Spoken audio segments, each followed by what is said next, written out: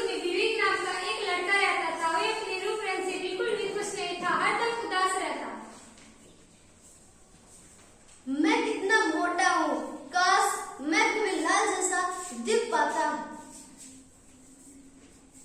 खूबीलाल एक महावत था। वह एकदम फिल्मी हीरो जैसा दिखता, लंबे कद, लहराते बाल और कसरती बदन। खूबीलाल हाथी पर बैठाकर बच्चों को बदलीपुर घुमाता और पैसे कमाता। खूबीलाल हाथी को चराने के लिए विवेक के खेत में छोड़ जाता, जहाँ हाथी दिन भर चरता और शाम को वापस लौट आता। ए हाथी, मेरे हाथी को अच्छे से चलाना। खुद की तुलना खूबीलाल से करते करते विवेक और भी उदास रहने लगा। विवेक का इच्छा करने लगा कि काश वो भी खूबीलाल जैसा दिखता। मैं खूबीलाल जैसा दिखता तो मुझे कभी हाथी नहीं कहता। वो अच्छा दिखता है, इसलिए सब उसे पसंद करते और वह खुश रहता है। एक दिन खूबीलाल रोता हुआ आदम पुल के पास आता है।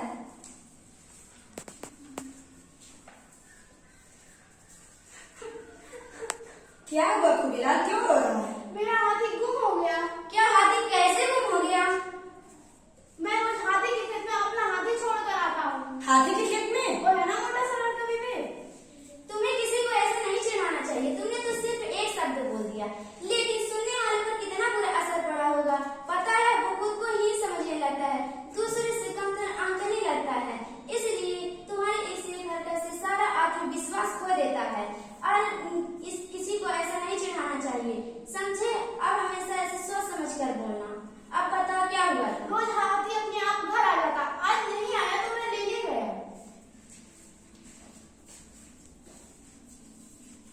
मुझे क्या पता हाथी का, वो तो यहाँ से कब का निकल गया।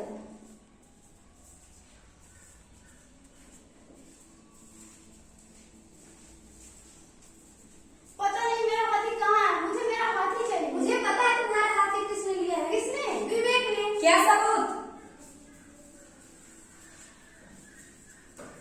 मैं तारा की बात समझ गई। सबूत विवेक के घर पर मिलेगा। चारों विवेक के घर जाते हैं।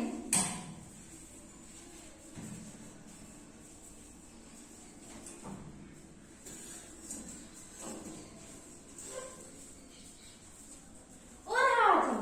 उसका नाम विवेक है, उसे हाथी मत कहो।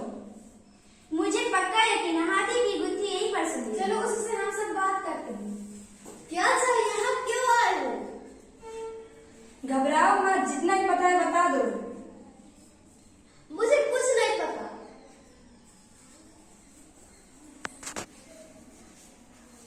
विवेक की बात सुनकर किट्टी, तारा, अदरक भी उदास हो जाते हैं।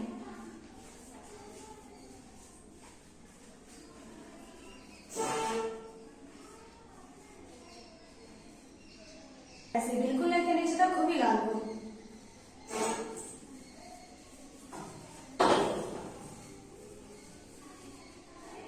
विवेक की बात सुनकर सबको मामला समझ आ जाता है। तो ये बात है।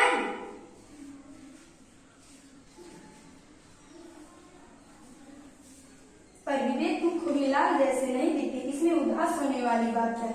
मैं साला हूँ, कभी कभी मैं अपनी तुलना दूसरों से करता हूँ। तुलना करना आम बात है, ऐसा सभी करते हैं। लेकिन मैं अपने आप को रोक कर याद दिलाता हूँ कि हर एक इंसान अपने आप में खास है, और उसके बाद मुझे बिल्कुल बुरा नहीं लगता।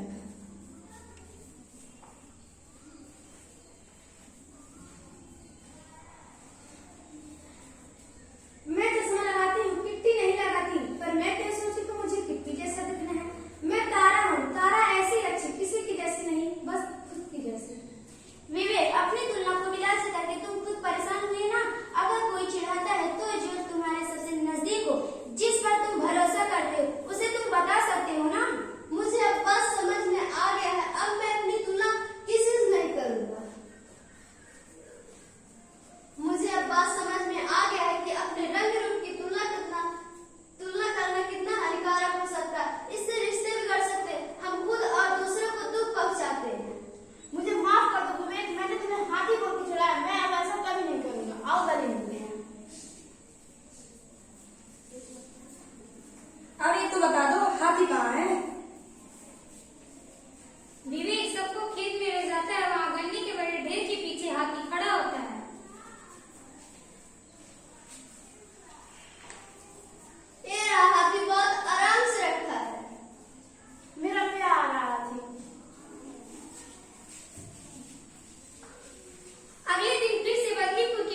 हाथी पर बैठकर घूमने लगते हैं।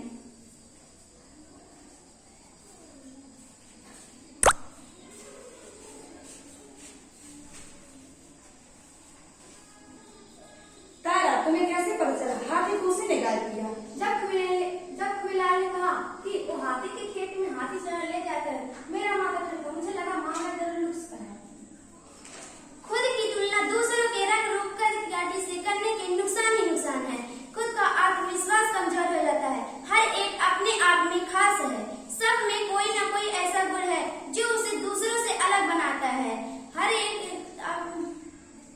दूसरे के रंग रूप कर गाड़ी से करने के नुकसान ही नुकसान है।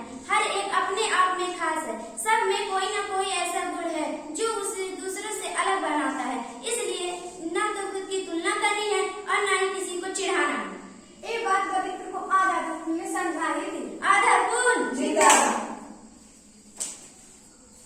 से हमें ये शिक्षा मिलती है कि अपने आप की तुलना या दूसरों ने अभिनेताओं से करना स्वाभाविक है। हम सिर्फ उन लोगों से ही अपनी तुलना करते हैं जो हमारे हिसाब में हमसे बेहतर लगते हैं। लुक्स की तुलना करना हानिकारक है। जब हम लुक्स की तुलना दूसरों लोगों से करते हैं तो हम एक ऐसे जाल में फंस जाते हैं जिसमें हमें जितना भी दूसरों की तरह दिखने की कोशिश करते हैं, हम उस तरह नहीं दिख पाते। फिर हमें और भी बुरा लगता है। हमें देखकर हमारे दोस्त भी अपनी तुलना दूसरों लोगों से करना शुरू कर देते हैं। इससे ये होता है कि यानी रंग रूप पाने उनकी तरह दिखने का दबाव महसूस करते हैं। इस प्रकार जो भी अपनी तुलना लुक्स में करता है वे इस जाल में फंस जाते हैं। लुक्स की तुलना करना बेकार है। हम अपने आप में अलग है। हमें